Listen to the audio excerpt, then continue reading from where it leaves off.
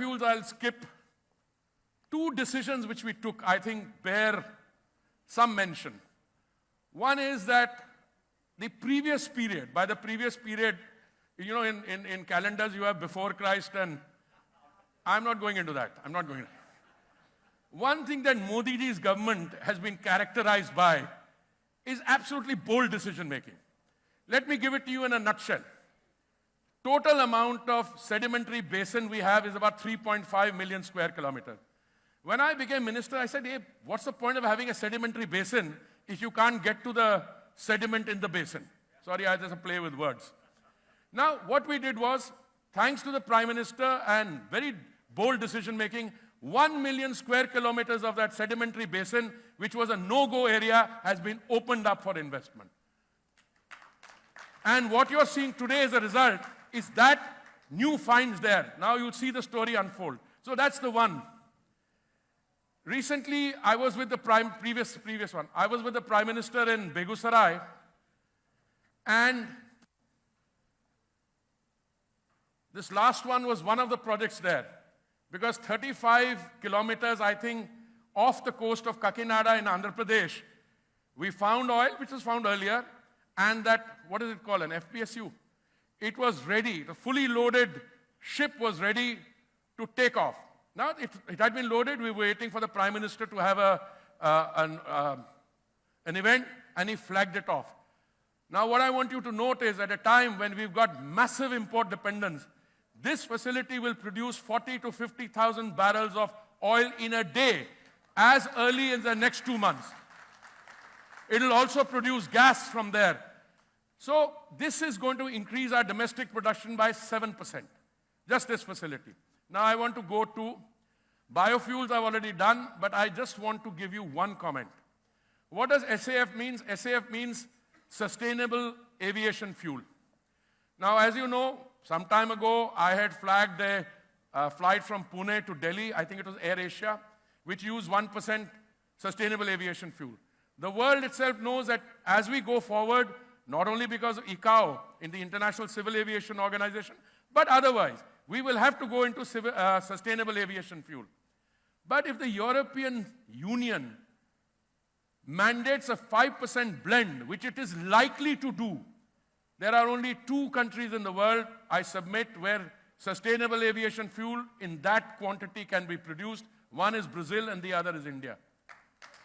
So I went to Pune. It was 30 degrees Celsius, and I'd come back from minus 18 degrees in Davos the previous day. So the climate change impact apart, I went to a place where they actually inaugurated a sustainable aviation fuel pilot project. I've given you a flavor of this. I want to now go to green hydrogen for a minute.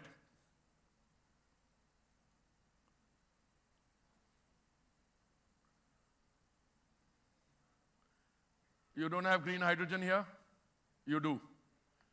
Now, why do I always go on saying that green hydrogen is the fuel of the future? 2 reasons. Because green hydrogen typically requires an ability to produce clean, green solar energy at competitive prices, and it requires electrolyzers. We have demonstrated that you can bring down the cost of clean solar energy from 25 cents a unit to 3 cents a unit. Then you need an electrolyzer. I'm going to fast forward this. During the India Energy Week in Bangalore in February, the Honorable Prime Minister visited a stall put up by BPCL where a domestically produced electrolyzer was available, which cost 30% less than any imported one. This is the kind of innovation which is taking place in our country. Gas, I want to come to a previous slide where we'll talk about gas. Now, one of the, let me simplify this. There are 2 kinds of gas that we are dealing with here. I know there are many other kinds of gases, but they're outside our purview this afternoon. The 2 I'm dealing with is the gas, liquefied petroleum gas, which comes in a cylinder, which is made kache tel se, crude oil. And then there is the natural gas. LPG is one thing we have had. It started in the 50s. Today, 60 years later, in 2014, we only had 14 crore cylinders connections in the country. Today, the Prime Minister's policies have led that 14 crores to become 32 crores. We introduced an Ujjwala scheme for our economically weaker sections, and we've already done more than 10 crore connections under Ujjwala. So that is affordable cooking gas so that our sisters go away from, fossil fuels, from coal, wet wood, etc., kerosene in the kitchen. But you also have natural gas. What used to happen is that their earlier pricing, that slide with the floor, we used to base it on 4 hubs. And there used to be a 1-year time lag between the determination and the price. So we stopped that immediately, put in a 15-day period, removed the hubs, tied it to the Indian crude basket, introduced a floor and a ceiling. And today, suddenly, the natural gas prices are down. This is the kind of innovation that the Modi... See, when we talk of Modi ka parivar, it is ultimately that parivar which is the beneficiary of this thing. I mean, to some of my King Kong friends developing these highly successful people, gas prices probably will not matter. But believe me, to the common man, it did. When he went for the Ayodhya Ram temple consecration, he visited the home of a beneficiary of Ujjwala, Meera Manji. And this was a household which had been a beneficiary of some scheme. They got Ujjwala on then, and also some of the other schemes. That is where it matters the most.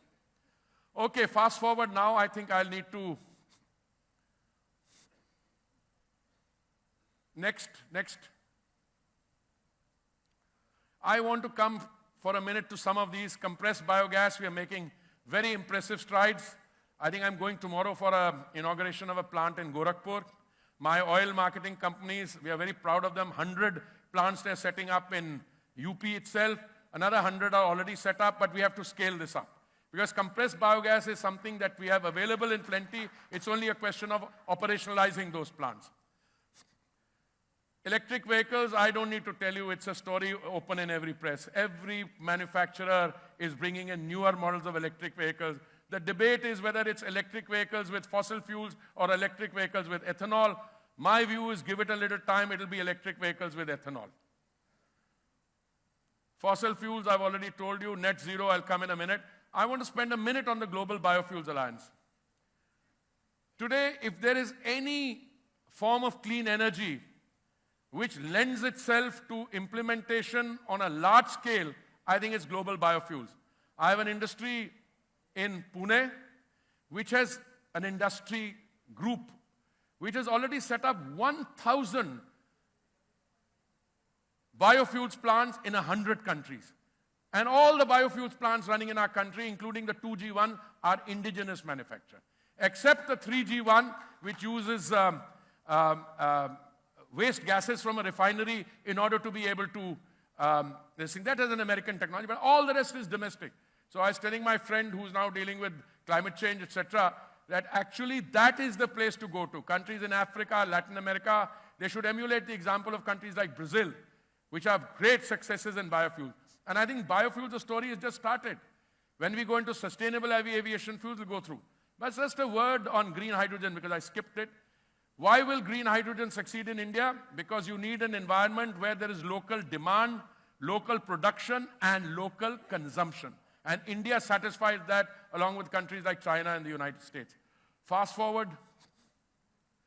Well, I think it's pretty clear that our rate of energy consumption is about 3 times the global average, which is a sign that the economy is firing on all 6 cylinders, which is also a sign that the economy, when energy consumption reduces, you are sure that something is going wrong. That's the case of the world's second largest economy, where there's suddenly plateauing demand or reduction of demand. And finally, how much money do you need?